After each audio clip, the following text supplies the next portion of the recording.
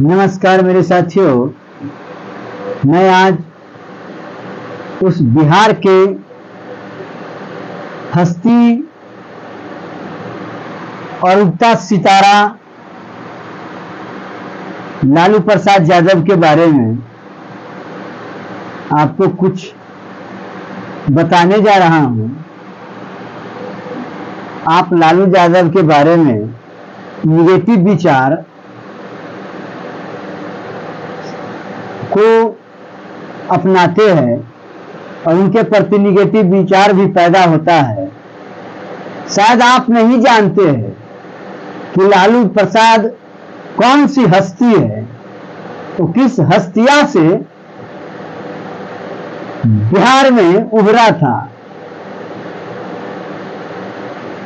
जब 1990 का दौर था, उस वक्त बिहार का कैसा दयनीय स्थिति था, कैसी दुर्दशा से वो गुजर रहा था। बिहार के दलित और महादलित, पिछड़े और अति पिछड़ों का स्थिति कैसा रहा होगा। उस समय सामंती शक्ति जो थी वो चरम सीमा पर थी।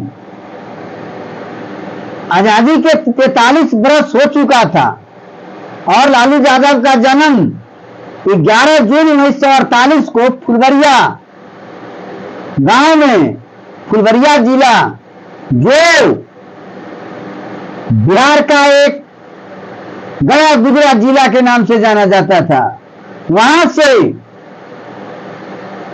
उस दलित समाज से, पिछड़े हुए समाज से उभरने वाला लालू यादव को बिहार कैसा मिला? लठैत, मनबरू, सामंती ताकत का बोलवाला, ब्राह्मणवादी व्यवस्था से कूट कूट करके भरा हुआ समाज, रूढ़िवादी व्यवस्था से जकड़ा हुआ समाज,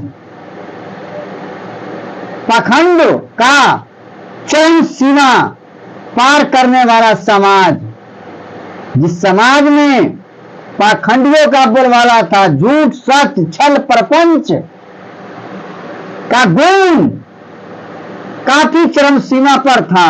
उस समय दलित समाज को उठाना बहुत मुश्किल था। दलित समाज में जितने भी पिछड़े अति पिछड़े जो समाज था, वो समाज सामंती ताकतों के सामने नहीं टिक पाता था। न खाने का ठीक, न बैठने का ठीक, न शिक्षा का स्तर अच्छा था और ऐसी डर के स्थिति में जी रहा था कि अपनी जीवन के जो ज्ञान रहस्य पूर्ण हासिल करता था, उनके शरीर से ही शमशान घाट तक चला जाता था, लेकिन वो व्यक्त नहीं कर पाता था। क्यों? क्योंकि वो सामंती ताकत, ब्राह्मणवादी व्यवस्था, मनुवादी शक्ति उसको दबा करके, कुचला करके, कुचल करके मार देता था, उनकी आवाज को दबा देता था। वैसा समाज मिला था, वैसा बिहार मिला था लालू प्रसाद यादव को, और वहां से वो हुंकार भर करके समाज को इस स्तर को लाया, इस स्तर तक पहुंचाने का काम किया। संवैधानिक रूप से भीमराव अंबेडकर जो दलितों का मसीहा और संसार का अद्वितीय विद्वान, जो काफी संघर्षों से गुजर करके भारत का अमूल्य रत्न, जिन्होंने भारत के लिए नए संविधान को लिखा, रूढ़िवादी मनुवादी समान संविधान को तोड़ करके नया संविधान का आगमन कराने वाला, जिन्होंने किसी को बदले की भावना से नहीं लिखा, समाजवादी, समतावादी, सबों को समानता का अधिकार, बंधुत्व का विचार को उजागर किया और वो संविधान दिया। फिर भी वो चल नहीं रहा था। संवैधानिक रूप से तो आजाद कर दिया था, लेकिन मानसिक रूप से, सामाजिक रूप से, आर्थिक रूप से बहुजन समाज को आजाद नहीं कर पाया था। और खास करके बिहार का ऐसा दयनीय स्थिति था जहां संविधान का अर्थ ही नहीं समझता था। वैसा बिहार लालू यादव को मिला था। उस बिहार को यहां तक लाने में कितने सामंती ताकतों से लड़ना पड़ा, संघर्ष करके यहां तक बिहार को लाना पड़ा। और आज उस वक्त भी वोट गिराने का अधिकार संविधान में था, लेकिन सामंती ताकतों के सामने दलित, महादलित, दबे कुचले समाज अपना अधिकार व्यक्त नहीं कर पाता था, वोट नहीं गिरा सकता था। समाज के लठैत जातिया जो काफी बोलवाला था, उसका चलती चलता था, उसके सामने किसी को टिकना मुश्किल था। वो कह देता था तुम्हारा वोट गिर गया, चले जाओ, तो चला जाता था और वोट को छपाई करता था। वैसा बिहार मिला था लालू प्रसाद यादव को। और आज नए युग के तीन छिछला ज्ञान वाला हमारे समाज के नए नवयुवक कहते हैं लालू यादव घोटालेबाज है, चोर है, उजक्का है। ये लठैत को जन्म दिया। लठैत को जन्म कौन देता? लठैत को जन्म कहां दिया था? लठैत तो था ही उस समय, सारा के सारा लठैत था। उस लठैत को अपने ताकत के बदौलत, संघर्ष के बदौलत, ज्ञान के बदौलत, अपने जो जल करके शक्ति को प्राप्त किया था, उस शक्ति से प्रहार करके उनके मानसिकता को कुचलने का काम किया लालू यादव। और तब तुम और नई पीढ़ी और तुम्हारा पूर्वजों ने अमन चैन का जिंदगी 1995 के बाद लेना शुरू किया था। और 1997 तक तो वो मुख्यमंत्री पद पर रही। उसके बाद मनुवादी ताकतों ने, सामंतवादी ताकतों ने ऐसा षड्यंत्रकारी नीति के तहत उनको फंसा दिया। उनका विचारों को खत्म करने की कोशिश किया। ये विचार जो लालू यादव का है, ये हमारा मनवादी विचारधारा को कुचल देगा, सामंतवादी विचारधारा को कुचल देगा। इसीलिए इस पर किसी तरह का षड्यंत्र लगाओ ताकि इसका शक्ति जो हो छीन पड़ जाए। और तब जाकर के चारा घोटाला में, उस समय जगन्नाथ मिश्रा था उससे पहले मुख्यमंत्री, वो भी चारा घोटाले में दोषी था। 44 आरोपी था, जिसमें 39 को कटघरा पर न्यायिक हिरासत में लिया गया था और सबको सजा सुनाया, जिसमें सबसे ज्यादा लालू यादव को सजा सुनाया गया। और आज तक उसका दंश वो भुगत रहा है। ये कौन किया? सामंतवादी ने, ये मनवादी विचारधारा के लोगों ने। और आप सब आज भी नहीं संभल रहे हैं, आज भी उस विचार को दबाया जा रहा है। आप आवाज नहीं उठाते हैं और उन्हीं के कारण, अंबेडकर के विचारों के कारण, अंबेडकर के संविधानों के कारण आज दलित समाज में हरा भरा दिखाई देता है। सब नौकरी कर रहा है, सरकारी जॉब में है, गवर्नमेंट जॉब में है और परिवार खुशहाल है। तो उनका संघर्ष किया हुआ आपको फल मिल रहा है। उस फल से अमन चैन की जिंदगी जी रहे हैं, लेकिन एक बार भी उनके जन्मोत्सव नहीं मनाते हैं, उनको याद भी नहीं करते हैं, उनके विचारधारा को नहीं समझ रहे हैं।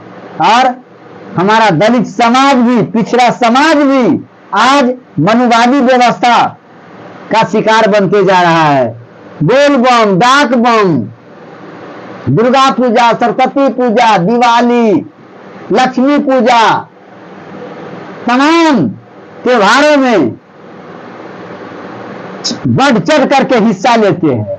तो तुम्हारे पूर्वजों की हार का ये जश्न मनाने का ये त्योहार है, इसको तुम मानते हो। और जो तुमको पर्व दिया 26 जनवरी, 15 अगस्त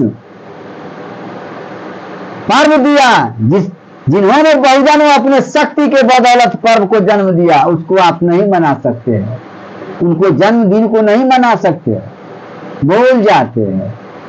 भोग विलास है या फिर कौन टेंशन लेगा, दुनिया मरे बाबा, हमको मक्खन मलाई मिलते रहना चाहिए। समझ जाओ कि जिस दिन संघर्ष होगा तो सबसे ज्यादा तुम्ही सबको भुगतना पड़ेगा। जो मलाई खा रहे हो भीमराव अम्बेडकर का दिया हुआ, वो भुगतना तुम्ही को पड़ेगा, ख्याल कर लो। और तुम्ही पर आने वाला है बहुत बड़ा विपत्ति, इसीलिए संभल जाओ। और अम्बेडकर के विचार, पेरियार के विचार, ललित सिंह का विचार, कबीरदास का विचार, संत रविदास का विचार, इन सबों को सोचो, समझो, मंथन करो, उसको अमल करो, उनको जीवन में साधने की कोशिश करो। बहुत बड़ा तपस्या वो सब किया है, तब जाकर के इस तरह का जीवन मिला है। नहीं तो सोच लो 5000 वर्षों तक आपको 1950 के पहले धर्म ग्रंथ पढ़ने का अधिकार नहीं था, मंदिर में जाने का अधिकार नहीं था। आज वही मंदिर में जाने के लिए ललायित है, ललायित है। अब तो मंदिर में जाने के लिए इसीलिए छूट कर दिया मनुवादी, सामंतवादी और ब्राह्मणवादी कि अब खाएंगे क्या, तो आप सबसे चढ़वाएगा, पूजा पाठ करवाएगा, उसका अय्यासी करेगा, धंधा उसका है, वो धंधा को आगे बढ़ा रहा है, फिर भी आत्मिक रूप से, मानसिक रूप से आपको अछूत ही समझता है, इसको आप नहीं समझते। आप अपने धर्म को पहचानिए, आपका क्या धर्म है।